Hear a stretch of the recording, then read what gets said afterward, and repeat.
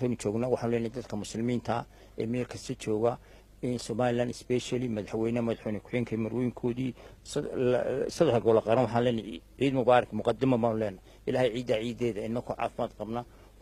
oo xornimo weyn haysanaa ee aynu ictiraafkeena allahayna tuso in shalay nimanka hadlayay in waxaan leeyahay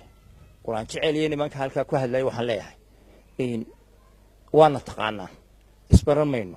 annaku waxaan ku dhaaranaynaa haddii adduunweyne waxaanu sheegaynaa annaku nabad baanu doonaynaa gurigii baa nagu soo doontay maalmaha ciidda ayuu nimankaas soo dhaaranayeen ay soo dhaarteen ay wax walba ku soo dhaarteen waxaan leeyahay wallaahi billaahi tallaahi baan leeyahay haddii aad far soo dhaqaaqdaan adduunweynaanu sheegaya inaad garow ka qaxi doontaan garow waa la degi jiray looran doono ragga ka soo horay waa raggii markuu adeerkaa waad garanaysaa adeerkaa markuu annakoo boqolnina buu